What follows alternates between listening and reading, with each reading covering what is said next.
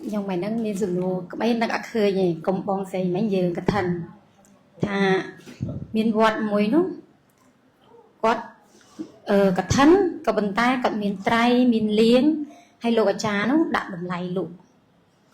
đôi chỉ liếng nó đầm lầy tầm hàn phần này chẳng tư rồi trai tầm lầy phần này chẳng tư hay nhóm ngao thà cái thân nó thừa tới việc trời nâng vị này hay nè phơi ban ăn xong hay lục nó miên thử tôi lục trà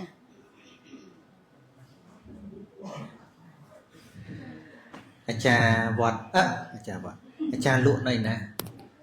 nhưng mọi hiền về trên ở đây vọt bài ta mua thả lụa nồng vọt được lụa nồng te nơi vọt lụa nồng vọt cha anh em che chụp bài nhà đừng mình men chụp bài nhà chẳng á person bà bong bài trai chỉ vô nứng mình men chỉ là bỏ xong ưu tiên họ còn chun cá con phở trà vọt đây chân tới con mẹ riêng trai riêng ấy là trong phở cái thân một tình bỏ con có tình như sao mà lục ưu tiên họ đó con đây thì luôn mình bẻ con buổi xong thì tôi bây con phơi chẳng con bánh hay này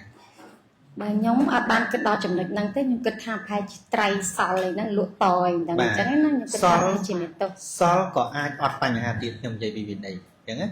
แต่ไตรខ្លះមានបញ្ហាไตรខ្លះអត់បញ្ហា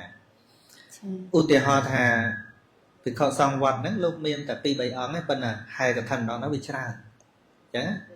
ដល់ពេលលោកក្រាលក្រុមកឋិនហើយចែកបានមួយអង្គ2 3 ត្រៃអញ្ចឹងសល់ទេលោកប្រើអត់អស់ទេចាបើលោកប្រើអត់អស់លោកអាចឲ្យទៅញោមវត្តលោកលះពេលដែលលោកធ្វើកិច្ចអបឡប់មកជារបស់បុគ្គលចែកហើយវាលែងជារបស់សង្ឃហើយទៅជារបស់បុគ្គលរ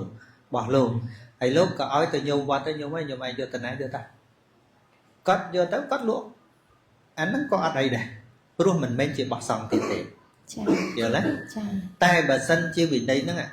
គេប្រកេនចំពោះសង្ឃលោកអត់បានធ្វើតាមវិន័យកិច្ចអបឡប់ឲ្យមកជារបស់ភិក្ខុតខ្លួនហើយយកទៅឲ្យនរណាយកទៅលក់ទៀតនៅរបស់សង្ឃដែរធ្វើកថាអត់កើតទេអានេះវាជ្រៅនៅក្នុងកិច្ចវិន័យចា៎តែបើបានចែកមកជារបស់បុគ្គលហើយលោកអាចឲ្យទៅញោមវត្តបានមនុស្សដែលលោកឲ្យបានញាតិរបស់លោកញោមរបស់លោកអ្នកឧបថាវត្តឬក៏ជនទូរគតកំសត់លោកអាចឲ្យបានអត់ខុសវិន័យទេអ្នកដែលលោកឲ្យបានដូចមុខហៅយើងហ្នឹងលោកឲ្យបានដែរព្រោះគិតតែឲ្យហើយវារបៀបដូចយកលៀបតាក់លៀបលោកដែលឲ្យបានគឺឲ្យដោយអត់សង្ឃឹមផល